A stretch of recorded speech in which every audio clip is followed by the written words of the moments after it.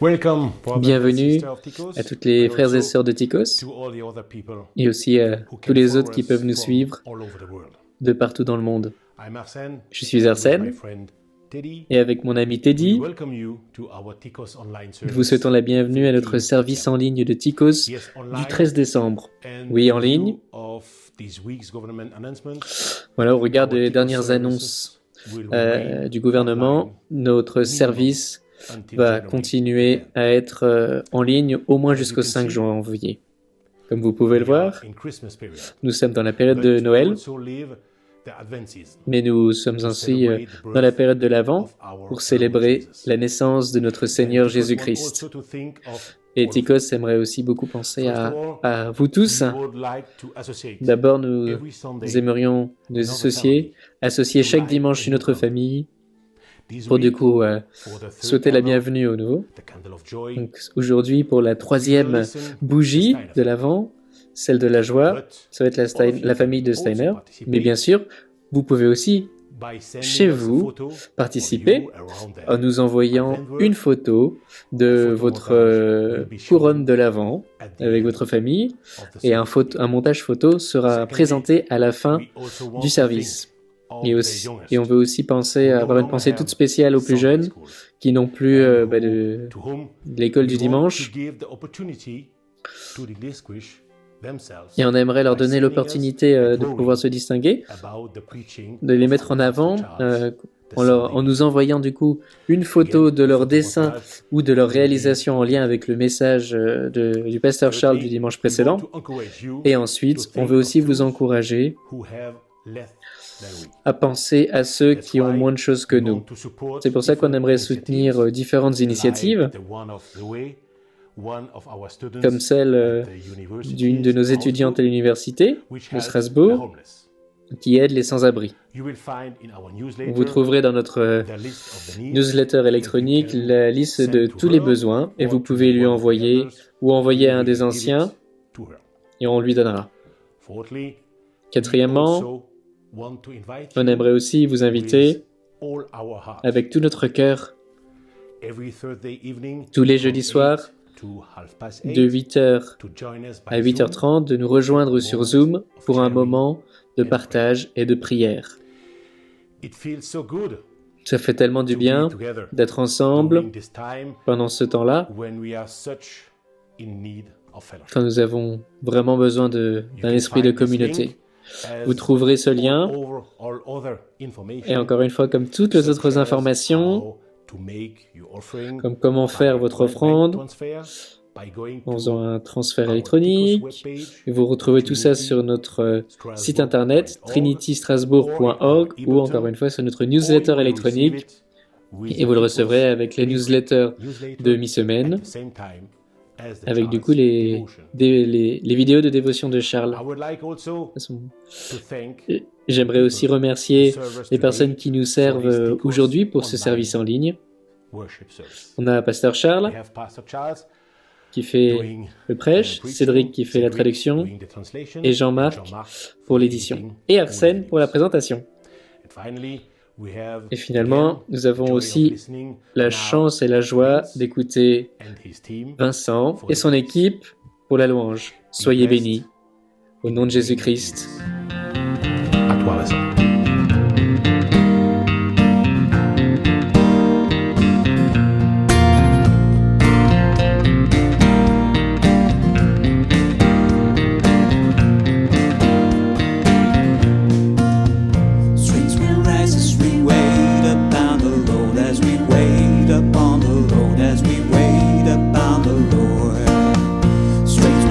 As we wait upon the Lord, as we wait upon the Lord, as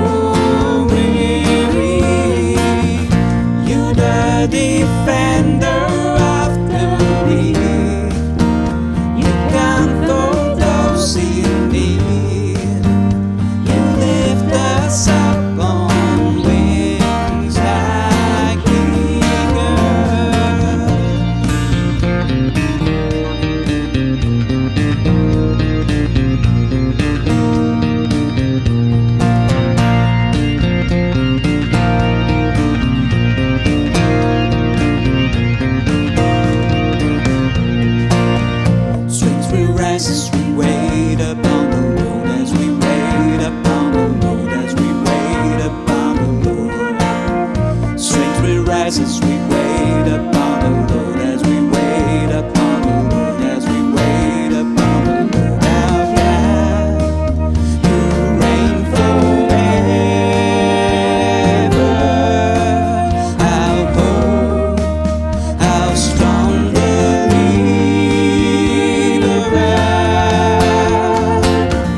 You are the everlasting God, the everlasting God.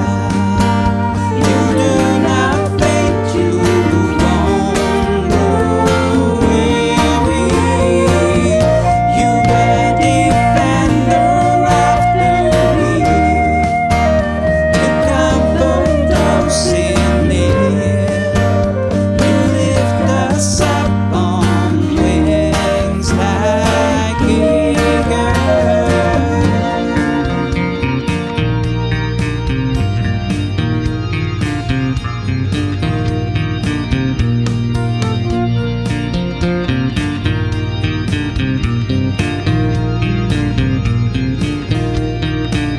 Our God, you reign forever. Our hope, how strong believer.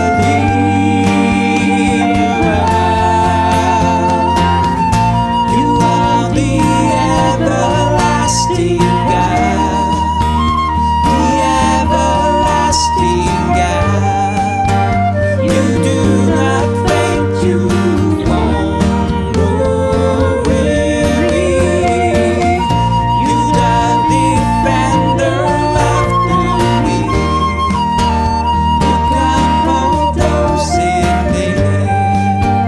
You lift us up on wings like eagles.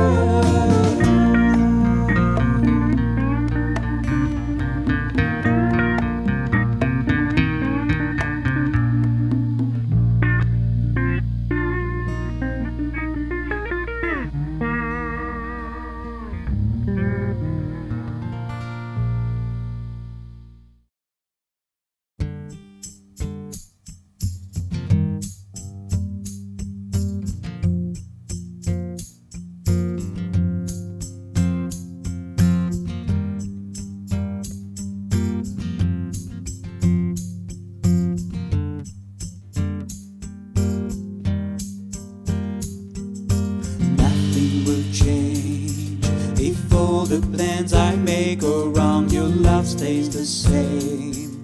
Your light will guide me through it all. I'm hanging on, I'm leaning into you.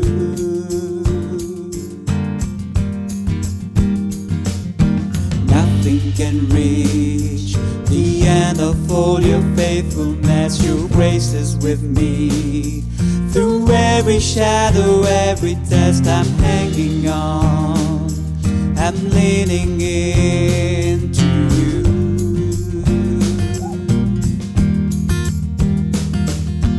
I don't know where you take me, but I know you're always good. My hope is built on nothing less than your great love, your righteousness. I will not walk another way. I trust your heart, I trust your name. I'm holding on, I'm holding on to you.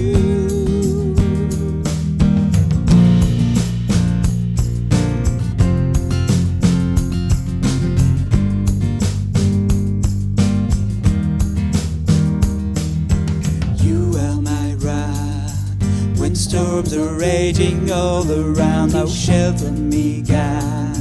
I'm safe with you on solid ground. I'm hanging on, I'm leaning into you.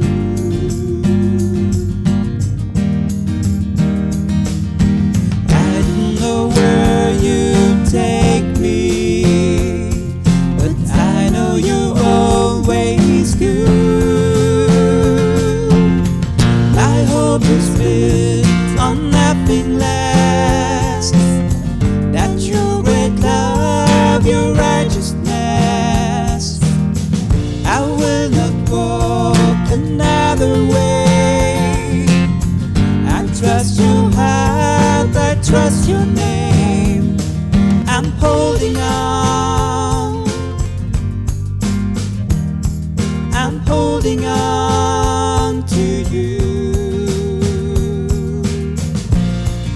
I'm holding on, I'm holding on to you.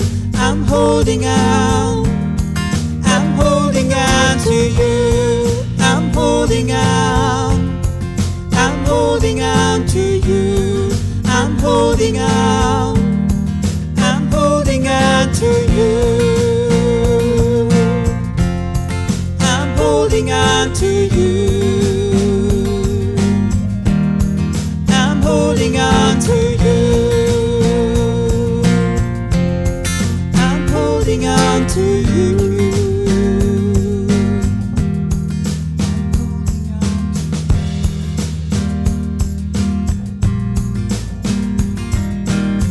My hope is built on nothing less than your great love, your righteousness. I will not walk another way. I trust your heart, I trust your name.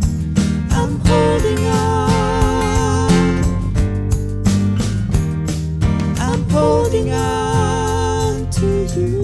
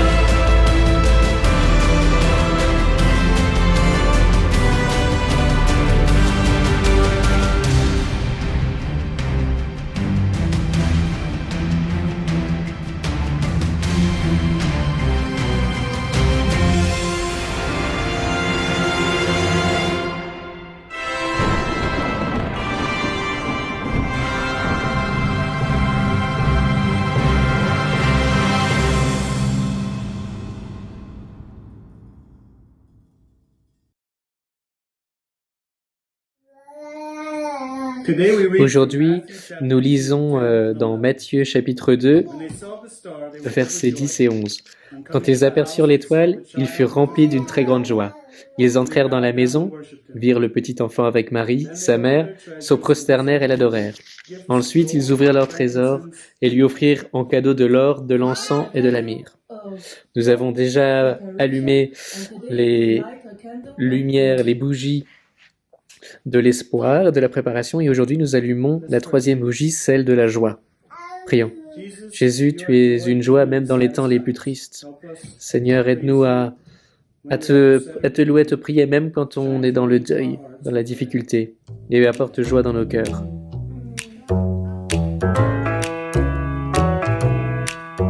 Away in the manger, no crib for a bed. The little Lord Jesus laid down his sweet head. The stars in the sky looked down where he lay. The little Lord Jesus asleep on the hay. The cattle are lowing, the baby awakes, but little Lord Jesus, no crying he makes. I love thee, Lord Jesus, look down from the sky and stay by my cradle till morning is light. It's Christmas, the angels are singing, and I know the reason, the Savior is born. It's Christmas,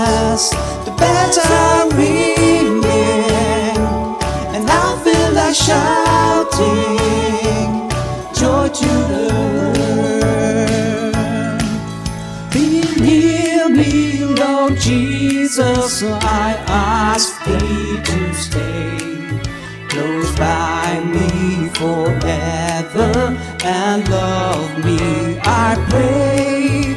Bless all the dear children in thy tender care, and feed us for heaven to live with thee there. It's Christmas, the angels are singing, and I know the reason, the Savior is born. It's Christmas, the bells are ringing, and I feel like shouting, joy to the world.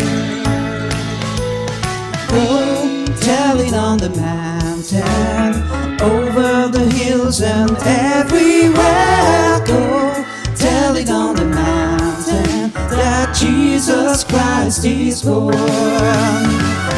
Go tell it on the mountain, over the hills and everywhere. Go tell it on the mountain that Jesus Christ is born. It's Christmas, the angels are singing, and I know the reason, the Savior is born. It's Christmas, the bells are ringing, and I feel like shouting, joy to the world, joy to the world, joy to the world.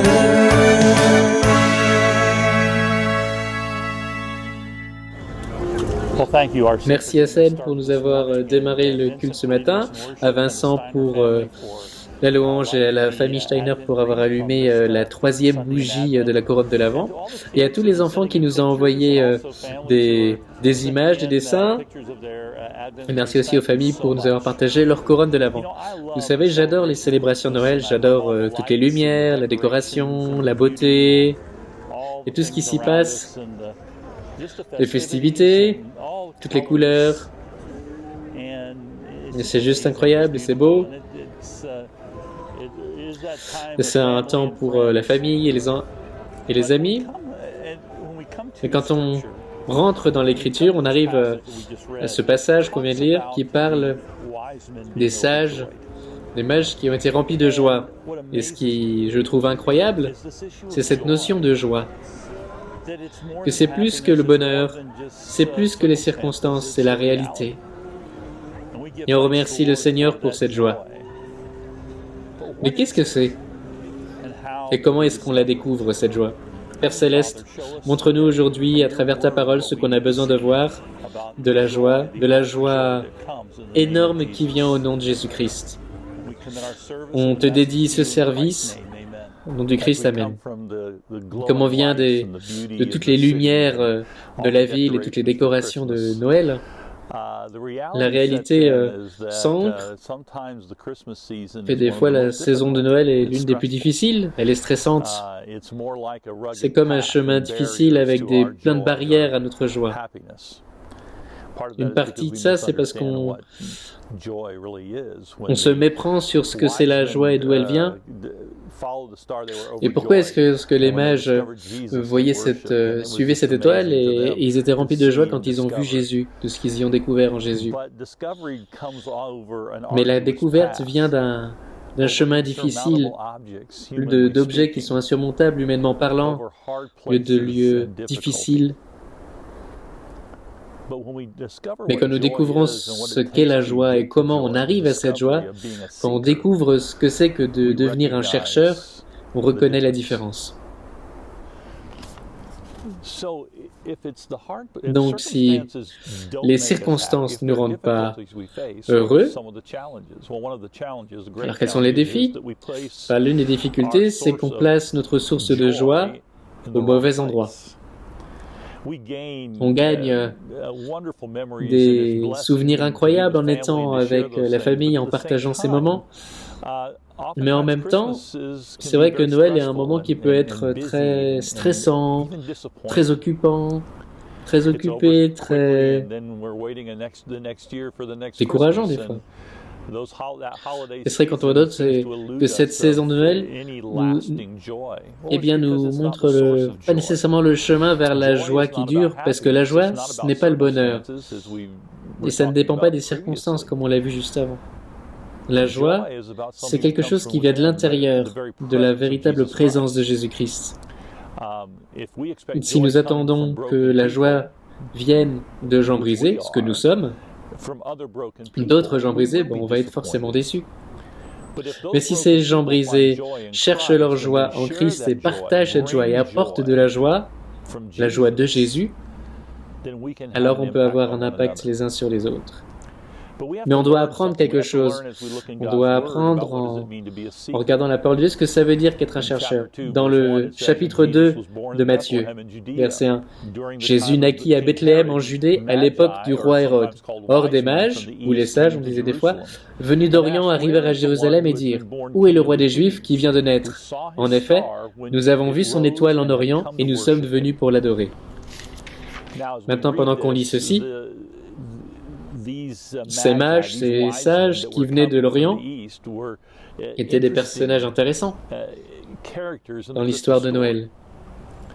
Et l'une des choses qu'on apprend, c'est le vieux dicton que les sages le cherchent, parce qu'on voit que la recherche de Jésus et la joie qu'il apporte à travers ces sages, ces mages.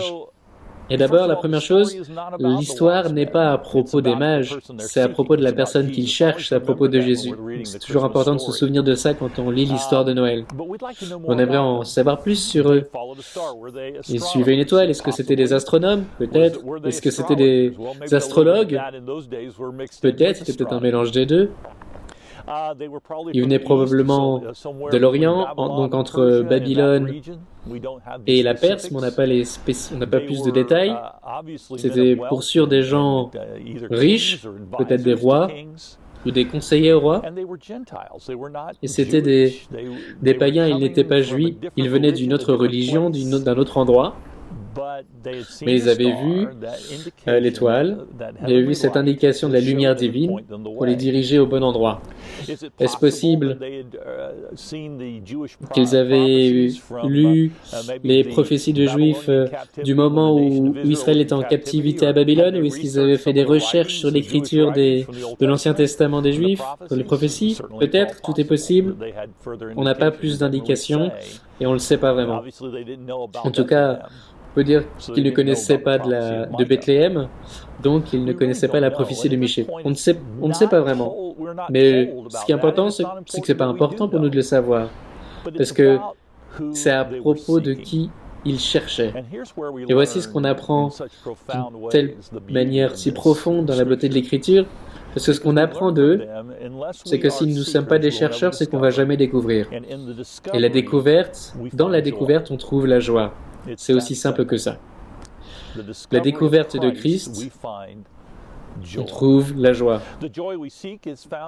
La joie que l'on recherche, on la trouve dans cette personne, dans le Christ. Et si vous cherchez la joie, vous ne trouverez jamais, mais si vous cherchez le Christ, vous trouverez la joie. C'est comme ça que ça fonctionne. Mais trop de fois, nous, en tant qu'êtres humains, on cherche la joie, l'expérience, sans rechercher la personne, Jésus-Christ. Et il nous appelle, il nous a appelés, il nous montre le chemin.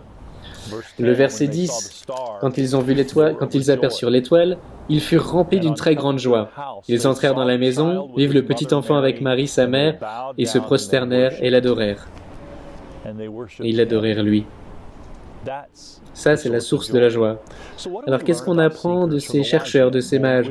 On apprend que les chercheurs agissent toujours sur ce qu'ils connaissent et ils reçoivent plus de découvertes. Donc, un peu de la découverte, c'est qu'ils veulent plus, ils cherchent plus. Ils ont pris ce qu'ils savaient de l'étoile et ils la suivent. Ils sont allés à Jérusalem parce que c'est là où on attend à trouver un roi. C'est normal. Et même si Jésus n'était pas à Jérusalem, y sont allés. On apprend ça, que la découverte, que c'est la motivation, c'est d'agir sur ce qu'on connaît et ne pas se soucier ou s'inquiéter de ce qu'on ne connaît pas, mais de bouger, de marcher dans cette direction. L'étoile, répète, on ne sait pas. Est-ce que c'est, voilà, une étoile qui était tellement brillante, qui montrait la gloire de l'Israël et que le peuple suivait?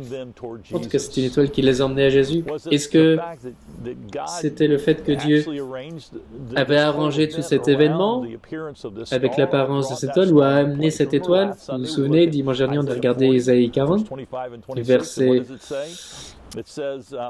9, et ça dit à propos de l'étoile, celui qui a créé les étoiles une à une, les connaît toutes et les appelle toutes par leur nom. Donc Dieu peut arranger ça, c'est pas le problème. Voilà, il s'est débrouillé pour qu'il y ait de la lumière dans le ciel, qu'il y ait cette étoile, cette lumière qui puisse guider ces mages. Et le timing de Dieu est parfait. Il sait exactement ce qu'il fait. C'est pour ça que dans Galates 4, il dit la complétude du temps pour son Fils. Et ceci à propos du plan de Dieu. Et les sages faisaient partie de ce plan, de ce dévoilement de Jésus. Que Dieu va toujours nous donner la lumière qui nous emmène à des plus grandes découvertes. Voilà, ça dit, après qu'ils sont arrivés aux scribes et à ceux qui comprenaient l'Ancien Testament, bien sûr, Hérode était très embêté pour tout ça parce qu'il entendait d'un autre roi, on va en parler un petit peu après. Mais voici ce qu'ils avaient trouvé dans le verset 5, à Bethléem en Judée, car voici ce qui a été écrit par le prophète. Et toi, Bethléem, terre de Juda, tu n'es certes pas la plus petite parmi les principales villes de Juda, car de toi sortira un chef qui prendra soin d'Israël, mon peuple. Donc ça, c'est le chapitre 2 de Matthieu, verset 5. Et donc dans Michée, verset 2, il y a la même chose. Là, ça nous dit d'une période bien ancienne dans les prophéties de l'Ancien Testament que ça allait être un roi qui allait naître à Bethléem. Et c'est intéressant parce que nous voici, on a du coup ces chefs païens qui vient au peuple juif pour aller rechercher le Messie que les Juifs attendaient. Et c'est un enseignement pour nous tous. Ce n'étaient pas des chefs religieux juifs, ce n'étaient pas les récipients de la prophétie, et pourtant Dieu leur révélait à eux parce qu'il voulait que nous tous découvrons que Jésus-Christ est venu pour nous tous, pour vous et moi, autant que pour le peuple juif. On reconnaît ceci. Et il y a une grande leçon dans tout ceci. Il n'est pas venu dans un palais à Jérusalem, il est venu dans une mangeoire à Bethléem, et par le temps que les mages soient arrivés, qui était après, quand Jésus n'était plus un bébé, mais du coup un tout petit enfant, plus tard, parce qu'on utilise des mots différents dans le grec pour dire un nouveau-né et un petit enfant, un jeune enfant. Donc on sait qu'ils viennent, il est dans une maison, il n'est plus dans une étape quand ils reviennent. Et voici ce qui est intéressant. Pour nous, les chercheurs, de ce qu'on apprend de ce passage, c'est ceci. C'est que si nous attendons toutes les réponses avant qu'on rejoigne le chemin de découverte de Jésus-Christ, on ne gagnera jamais plus de lumière, on n'aura plus jamais envie de découvrir encore plus, parce qu'on n'a pas besoin d'avoir toutes les réponses. Mais vous avez besoin de prendre ces pas, de commencer ce chemin, d'avoir de la foi pour en découvrir plus. Et au fur et à mesure, Jésus va vous donner plus à découvrir comme il l'a fait pour les mages. La deuxième chose, c'est que la détermination des chercheurs ont toujours cette détermination qui permet de dépasser les obstacles à la découverte. Ils persévèrent. Ils suivent leur chemin et peu importe ce que ça coûte. Et donc on voit ça dans le verset 7 et 8 avec le roi Hérode. Alors Hérode fit appeler en secret les mages, il s'informa soigneusement auprès d'eux du moment où l'étoile est apparue, puis il les envoya à Bethléem en disant « Allez prendre des informations exactes sur le petit enfant. Quand vous l'aurez trouvé, faites-le-moi savoir afin que j'aille moi aussi l'adorer. » Et on sait que ce n'était pas son plan, c'était de la cruauté. Il voulait tuer Jésus. Il voulait exterminer l'espoir d'Israël. Il voulait exterminer le Messie promis, parce qu'il était opposé à ça, parce que Jésus était une menace à son pouvoir. Mais voici la chose intéressante qu'on apprend, c'est qu'on ne devrait pas être surpris par l'opposition sur ce chemin. C'est sûr que Hérode était un homme mauvais et il devrait être en deuil avec l'acte horrible qu'il a fait de tuer tous les enfants de Bethléem. Mais ça ne devrait pas nous surprendre. Parce que derrière cette opposition, c'est que Satan ne veut pas que nous ayons la joie. Et du coup, il ne veut pas que nous découvrons Jésus parce que c'est par Jésus qu'on a cette joie. Donc il veut s'opposer à ça. Il utilise des personnes comme Hérode pour qu'on ne le trouve pas. Donc vous et moi ne devrions pas être surpris par les obstacles sur ce chemin vers la joie. On ne devrait pas être surpris par ça. Ça ne devrait pas nous faire dérailler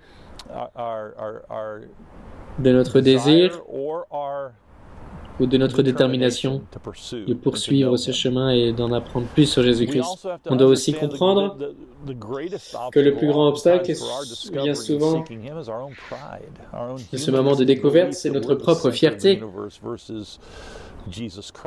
Parce que du coup, dans notre fierté, la croyance humaniste, c'est que nous sommes le centre de l'univers, au lieu de Jésus qui lui est le centre de l'univers. Voilà, dans cette approche humaniste, et ce n'est pas à propos de la poursuite intellectuelle, c'est à propos de l'autorité morale de Jésus-Christ et du contrôle sur nos vies, du fait que c'est Jésus qui a le contrôle sur nos vies et qui nous emmène là où il le souhaite. Et quand on découvre que le Seigneur est le roi des rois et le Seigneur des seigneurs, ben alors on se soumet à lui et on le suit en tant que disciple. Et souvent les gens se détournent de lui parce qu'ils ne veulent pas leur soumettre leur vie à son autorité. Voilà, la fierté est ce qui a causé la chute de Satan, c'est ce qui a causé la chute d'Adam et Ève, et la plupart du temps, la fierté est aussi ce qui nous cause notre chute. Donc la fierté est un obstacle, plutôt que l'humilité de chercher et d'essayer de rechercher qui il est réellement. Moi, je le vois dans moi-même. Et je dois reconnaître encore, et ça fait partie de ce chemin, c'est qu'on doit reconnaître nos propres difficultés et de reconnaître notre besoin de Jésus, parce qu'on a découvert sa grâce et son pardon. La troisième problématique est celle-ci, de ce qu'on apprend de ces mages.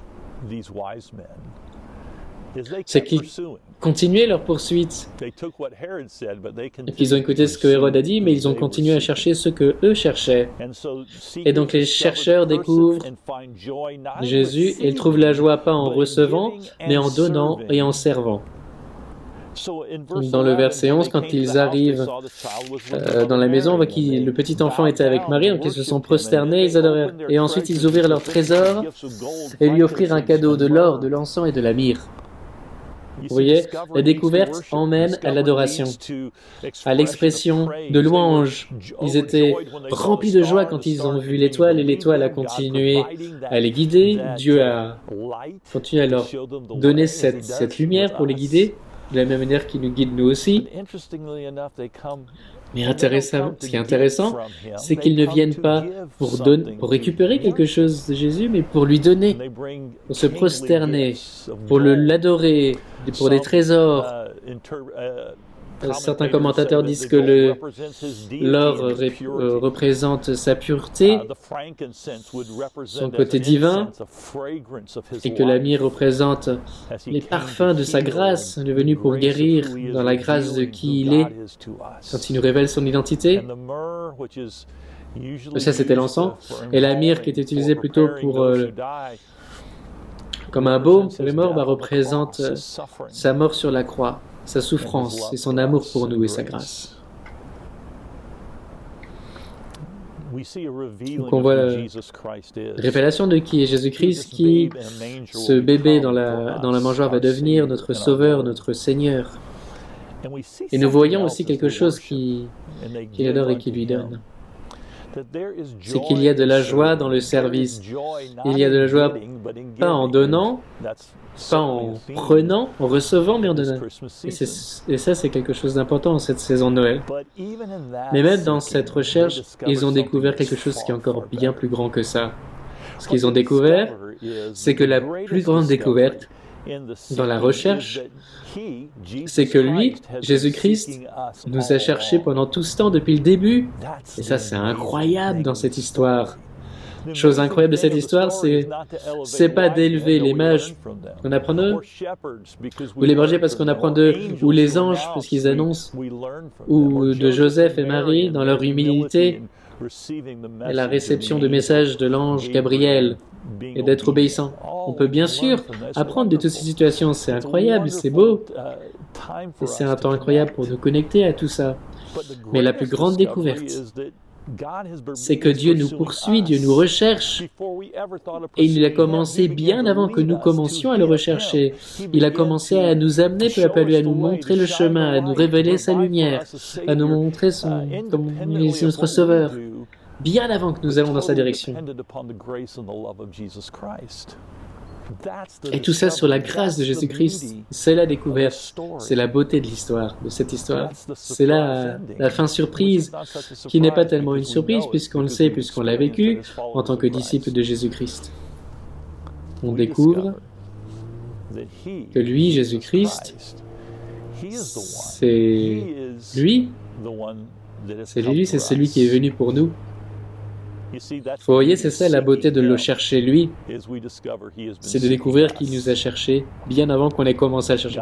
Dieu a dirigé les mages, il a fait le plan du salut, et il nous apporte la joie à nous.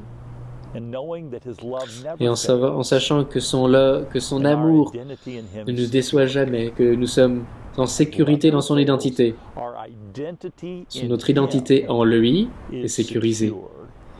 Et j'aimerais que vous entendiez ces mots, parce que c'est des mots bibliques, ça vient de l'Écriture. On les chante dans la louange, c'est la réalité de qui on est, notre identité en Christ.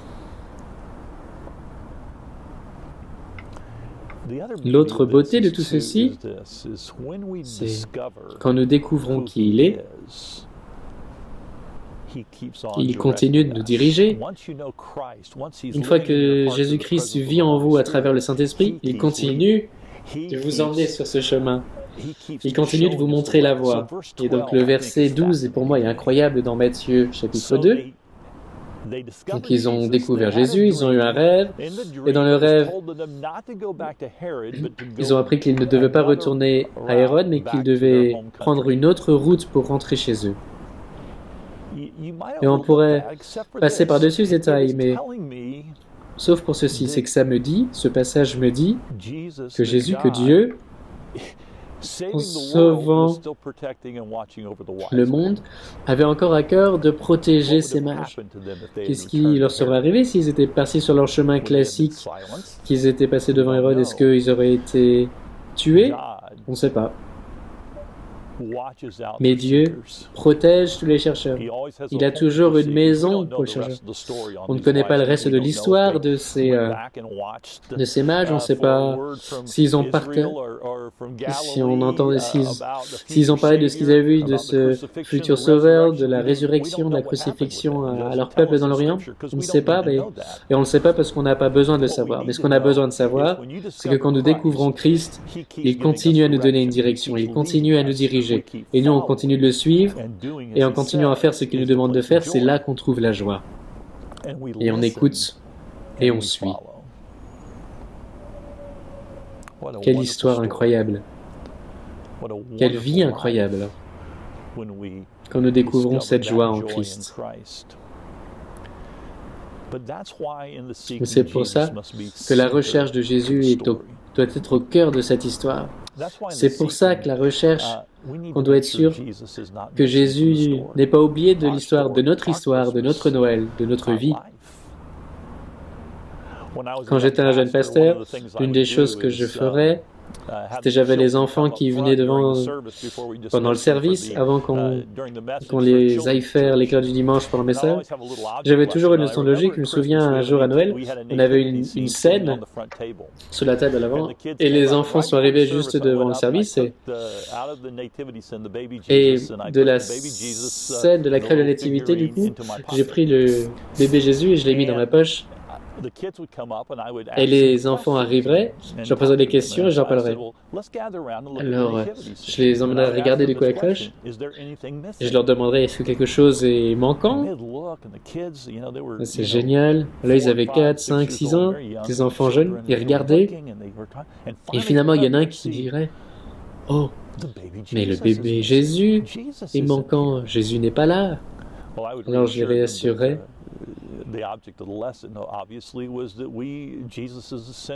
que voilà, Jésus est au centre de l'histoire et on ne peut pas le laisser de côté, il doit être au centre de notre histoire, notre vie aussi.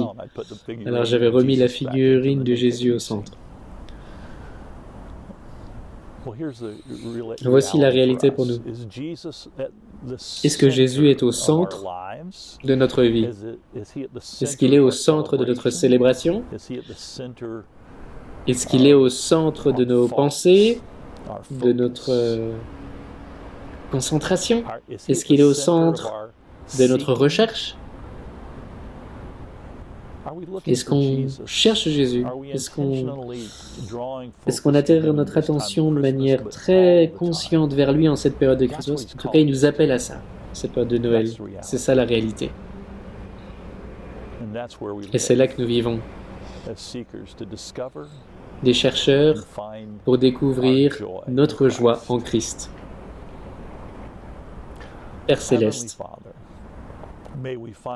que nous puissions trouver la joie qui vient de la connaissance, de savoir que tu as envoyé ton Fils pour nous car tu nous cherchais. Et pendant qu'on vienne te chercher, Seigneur, c'est simplement en réponse à ton amour, à ta grâce, à tes promesses, à tes prophéties, à ta vérité. Qu'on puisse trouver la joie, que toutes les personnes ici qui écoutent puissent trouver leur joie dans le fait que Jésus-Christ nous a aimés et que tu nous aimes toujours et que tu nous as pardonné par la grâce, dans ta grâce et que ta grâce est suffisante. Au nom de Jésus, Amen.